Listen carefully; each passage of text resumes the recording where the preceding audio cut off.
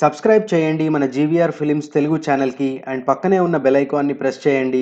Biking related videos అందరికన్నా ముందు చూడడానికి. So guys this is the beast అనమాట, కాంటినెంటల్ GT 650 చూస్తున్నారు కదా, ఇంకో రకంగా ఉంది, అసలు మామూలుగా కూడా లేదు. So without any further do let's ride అనమాట. రైడ్ చేసి చూద్దాం ఎట్లుంటుందో మనకి అసలు.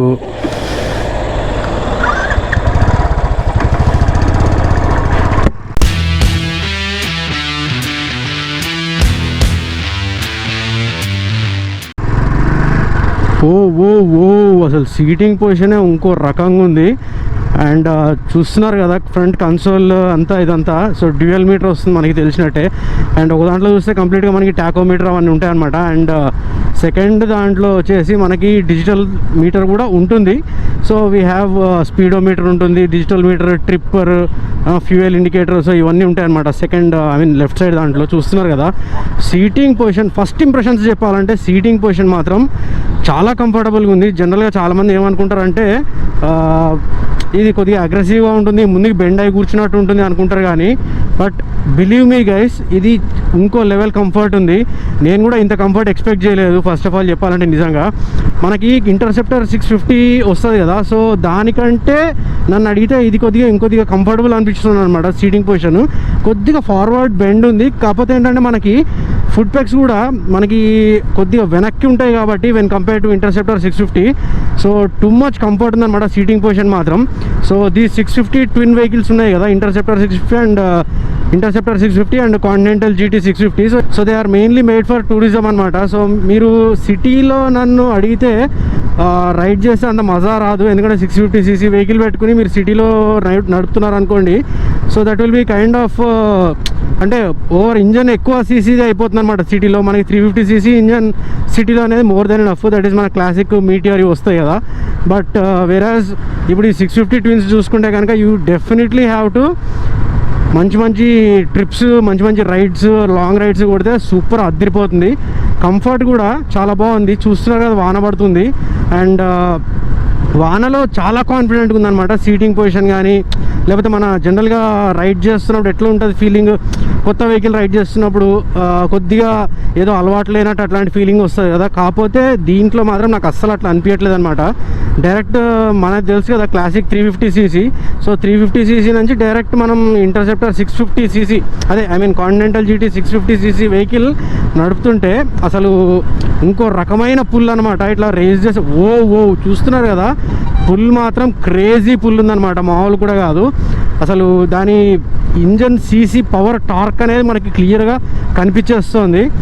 ఇప్పుడు దీని బ్రేకింగ్ టెస్ట్ చూద్దాము. So now we are at speed of 80 km/h అనమాట. అండ్ మనం ఒక్కసారి బ్రేక్స్ అప్లై చేసి చూద్దాము ఎంత ఎఫెక్టివ్గా బ్రేక్ అప్లై అవుతాయో. ఓ సూపర్, చూస్తున్నారు కదా 80 నుంచి 0కి ఇట్ ఆల్మోస్ట్ జస్ట్ 2 seconds కూడా పట్టలేదు అనమాట 80 నుంచి 0కి రావడానికి. అంటే మీరు చూడొచ్చు ABS అసలు ఇంకో లెవెల్లో పనిచేస్తుంది అనమాట దీంట్లో. అండ్ చాలా కాన్ఫిడెంట్గా ఉంది రైడ్ మాత్రం, ఇంకొక లెవెల్ కాన్ఫిడెన్స్ అనమాట. మామూలుగా ఇంటర్సెప్టర్ రైడ్ చేసినప్పుడు కూడా నాకు ఇంత కాన్ఫిడెంట్గా అనిపించలేదు. సో మోస్ట్ ప్రాబబ్లీ దీని ఫార్వర్డ్ ఇంక్లినేషన్ ఉంది కదా మనకి, అంటే అగ్రెసివ్ రైడింగ్ పొజిషన్ ఉంది. అగ్రెసివ్ రైడింగ్ పొజిషన్ కనిపిస్తుంది, కానీ ఇదేమి అంత R15 అట్లా ఉండదన్నమాట. So this is pretty much decent. మనం సోలో రైడ్ అయితే ఈజీగా కొట్టేయచ్చు, సోలో రైడ్ ఎక్కడికైనా కానీ.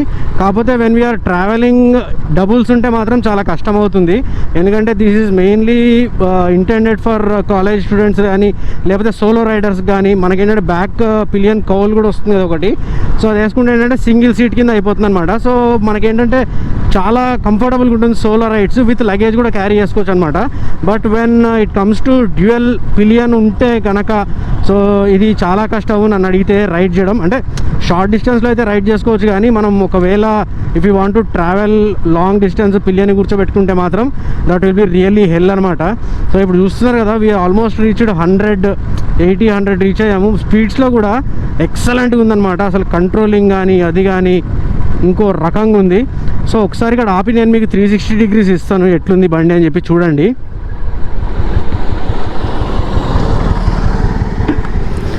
సో చూడండి అసలు ఫ్రంట్ నుంచి చూడండి, అదేదో పెద్ద అనమాట. మామూలుగా రాయల్ ఎన్ఫీల్డ్ కాంటినెంటల్ జీటీ లాగా లేదు ఇది.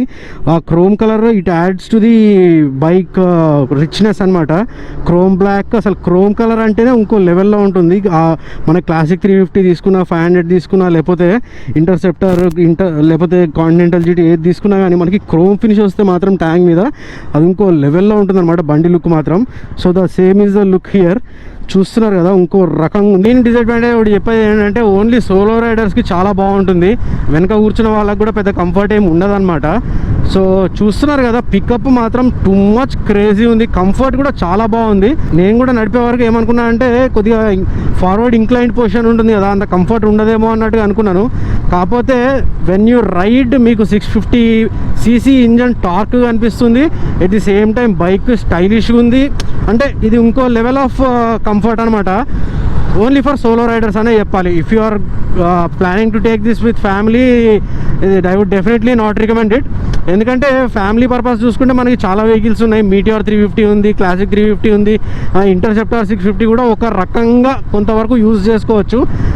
Because of this forward leaning position, this is completely ఒక యూత్ క్రేజ్ ఉన్న బైక్ లాగా కనిపిస్తుంది అనమాట. అండ్ దీని పికప్ ఇది మాత్రం ఇంకో లెవెల్లో ఉంది. చూస్తున్నారు కదా, ఫుల్ రెయిన్ ఉంది, అయినా కానీ బ్రేక్ వేస్తే ఇన్స్టెంట్గా 1 to 2 seconds లోపల జీరోకి వచ్చేస్తుంది అనమాట బండి.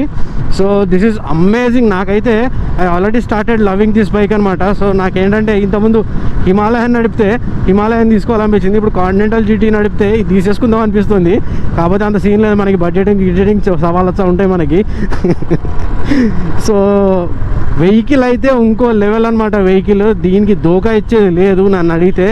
సో యాక్చువల్గా ఈ రివ్యూ ఏంటంటే ఎప్పటి నుంచో చాలామంది అడుగుతున్నారు. సో అందుకే ఇప్పుడు వెతికి చివరికి దొరకబట్టాం బండి ఒకటి. అండ్ దెన్ అంటే మన రైడర్దే, తెలిసినతందే. చూస్తున్నారు కదా వానలో ఎంత కష్టపడి చేస్తున్నామో. అండ్ ఒకవేళ మీకు గనక ఈ వీడియో ఖచ్చితంగా నచ్చుతుందనే ఎక్స్పెక్ట్ చేస్తున్నాను. ఒకవేళ నచ్చితే కనుక లైక్ చేయకుండా మాత్రం వెళ్ళకండి బ్రో.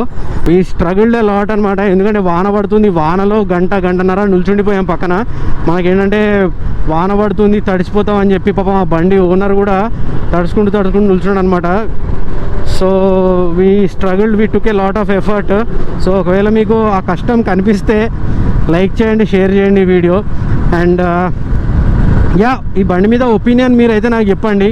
దీనికి మనకి ఇట్లా మిర్రర్స్ వచ్చినాయి కదా, రెగ్యులర్ మిర్రర్స్ కాకుండా బార్ అండ్ మిర్రర్స్ వస్తే మాత్రం ఇంకో లెవెల్లో ఉంటుంది నన్ను అడిగితే లుక్ మాత్రం. అండ్ ఫుట్ పెగ్స్ పొజిషన్ కూడా చాలా అక్యురేట్గా ఉందన్నమాట. కొద్దిగా కూడా డిస్కంఫర్ట్ అనేది కనిపించట్లేదు దీనికి. ఇప్పుడు ప్రస్తుతానికి దీనికి ఏంటంటే మనకి స్టాక్ సైలెన్సర్స్ ఉన్నాయి. స్టాక్ సైలెన్సర్స్ తీసేసి కొద్దిగా మనకి ఆఫ్టర్ మార్కెట్ సైలెన్సర్స్ అంటారు కదా, అవి పెట్టించామంటే మాత్రం కాంటినెంటల్ GT 650 ఇంకో రకంగా ఉంటుంది, మామూలు కూడా కాదు. సో ఐ హోప్ మీకు ఈ వీడియో ఎంజాయ్ చేశారు అనిపిస్తుంది నాకు. ఇంత వాన్లో చూస్తున్నారు కదా, ఆల్రెడీ గోప్రో ఒకసారి హ్యాండ్ ఇచ్చింది అనమాట. ఈ వాన్లో కొద్దిగా వాటర్ అట్లా తడవడం జరిగింది. దాన్ని మళ్ళీ రిపేర్ చేయడం అంటే కొద్దిగా దులిపి అది చేసి కొన్ని సెకండ్స్ అయితే గోప్రో ఫసాకేమో అని చెప్పి నాకు భయం వేసింది అనమాట. But still it's working. So that's great. And so బండి మాత్రం ఇంకో లెవెల్లో ఉంది బ్రో. తీసుకోవాలనుకుంటే కళ్ళు మూసుకొని తీసుకోవచ్చు. సో అదే చెప్పాడు కదా మనోడు, it took somewhere around 3.5 lakhs పడిందంట ఆన్ రోడ్. సో 3.5 lakhsకి 650cc వస్తుందంటే దట్స్ ప్రతి గుడ్ డీల్ అనే చెప్తాను నేను. ఎందుకంటే మిగతా బ్రాండ్స్లో, మిగతా కంపెనీస్లో చూసుకుంటే 650cc వెహికల్ వచ్చేసి మినిమం 5 lakhs కాస్ట్ చేస్తుంది అనమాట. సో దీంట్లో ఏంటంటే మంచి cost cutting, front head light కూడా చూసుకుంటే మనకేంటంటే హాలోజన్ బల్బ్ అనేది ప్రొవైడ్ చేశారు. So this kind of cost cutting చేసే దగ్గర చేశారు.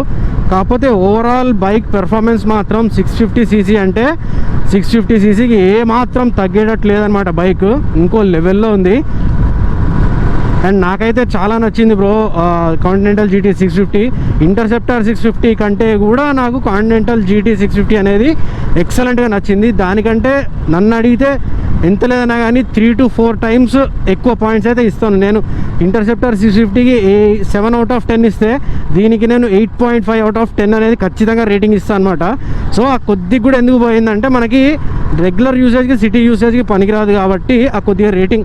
అఫ్ కోర్స్ మనకి రాయల్ ఎన్ఫీల్డ్ చూసుకుంటే ఏ పర్పస్కైనా కానీ డిఫరెంట్ వెహికల్స్ అనేవి ఉన్నాయి. సో మీ మెయిన్ పర్పస్ని బట్టి you can choose your vehicle అనమాట. సిటీ పర్పస్ అయితే మాత్రం I will definitely suggest taking classic 350 కొత్తగా రిలీజ్ అయింది కదా, సో అది ఆర్ మీటిఆర్ 350 అనమాట. సో 650cc వెహికల్ మనకి లోకల్ సిటీలో నడిపితే ఇంజన్ చాలా హీట్ అయిపోతుంది. ప్లస్ ఏంటంటే మనకి ఇది ఉండదు అనమాట, 650cc బండి నడిపిన ఫీల్ ఉండదు. ఎందుకంటే మాటిగా క్లచ్ నొక్కడము, బ్రేక్ వేయడము ఇవన్నీ ఉంటాయి కదా. సో నాకైతే చాలా నచ్చింది ఈ vehicle continental GT 650 and this is really fun అనమాట రైడింగ్ దిస్ వెహికల్.